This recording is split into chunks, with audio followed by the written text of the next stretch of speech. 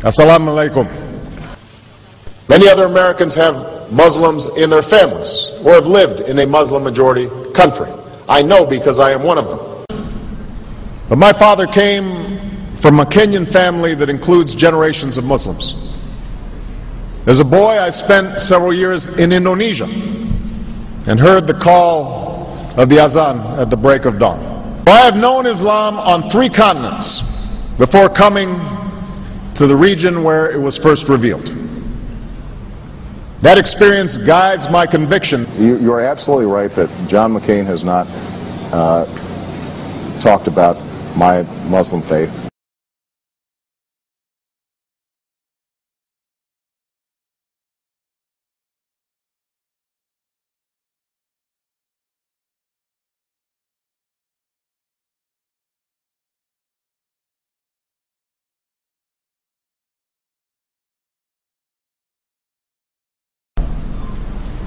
As the Holy Koran tells us, the Holy Koran teaches that, the Holy Koran tells us, and the Holy Koran also says,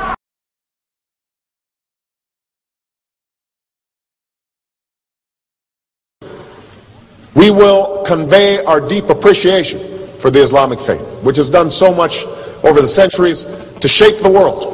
I would like to speak directly to the people and leaders of the Islamic Republic of Iran. Their great and celebrated culture.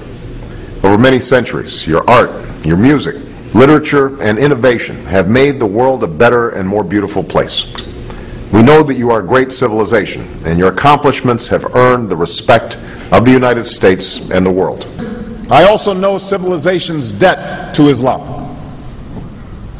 It was Islam at places like Uluzara that carried the light of learning through so many centuries, paving the way for Europe's Renaissance and Enlightenment.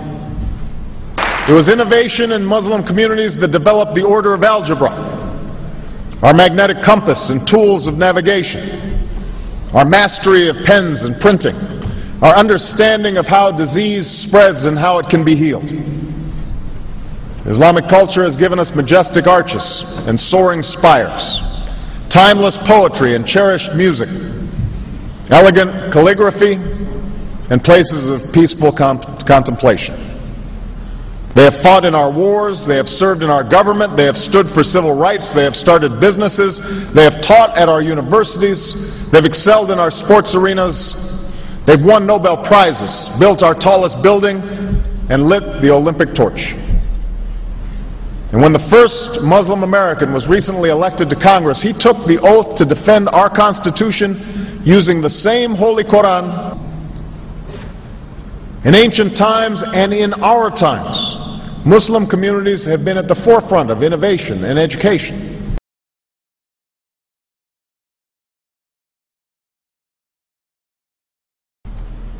Islam is not part of the problem in combating violent extremism. It is an important part of promoting peace. The enduring faith of over 1 billion people is so much bigger than the narrow hatred of a few. In the United States, rules on charitable giving have made it harder for Muslims to fulfill their religious obligation.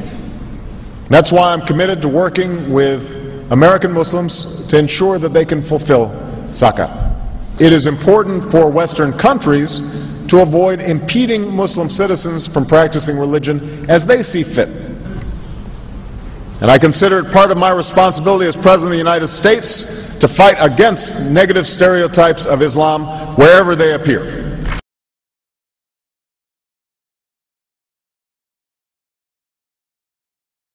We are no longer a Christian nation. We do not consider ourselves a Christian nation. The United States has been enriched by Muslim Americans. Since our founding, American Muslims have enriched the United States. Islam has always been a part of America's story. There is a mosque in every state in our union, and over 1,200 mosques within our borders. One of the points I want to make is that if you actually took the number of Muslims Americans, we'd be one of the largest Muslim countries in the world. Let there be no doubt, Islam is a part of America.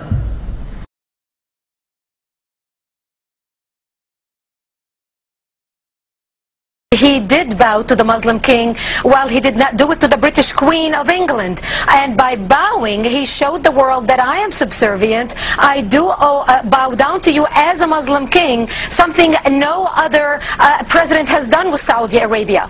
The Saudi king is his peer. He is not his subordinate in order to bow for him. And this is exactly what Obama did. Usually it is out of respect that someone would nod his head when bowing to royalty, and the ladies will give curtsy. But Obama went beyond what is required as a head of state and bowed to the Saudi king, and that's unacceptable. It sent the wrong symbol. When you say it sends the wrong signal, what signal do you think it sends? It sent a message that Islam is superior to any other master or king or president in the world, that an American president bowed to a Muslim king. It also sent a message that terrorism and jihadism is giving Islam the respect it should have on the world stage, to the point that it made an American president, for the first time in history, bow to a Muslim king.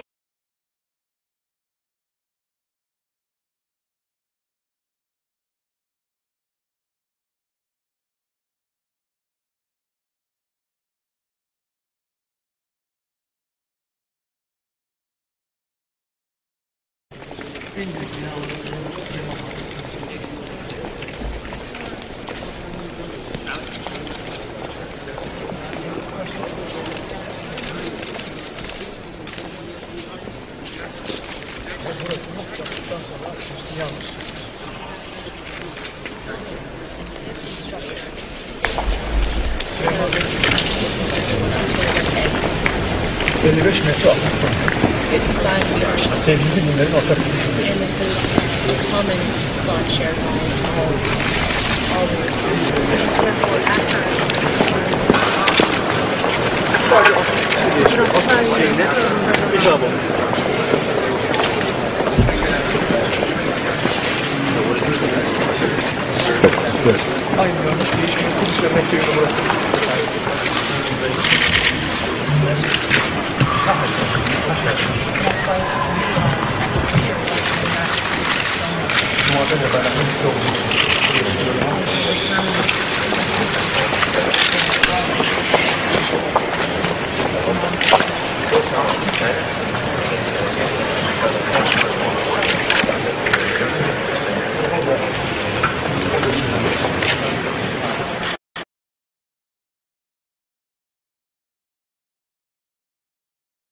Presidential candidate Barack Obama is trying to change political fashion. He gave a speech in Iowa City today, and he wasn't wearing an American flag pin. Those pins have become synonymous with politicians since 9/11. Obama says he doesn't like how the pin has come to represent patriotism in America. I won't wear that pin on my chest. It's a little weird, Alan, that in the middle of the campaign the guy takes off the American flag that most people wear because they're proud of their country. Let me speak as clearly and as plainly as I can. America is not and never will be at war with Islam.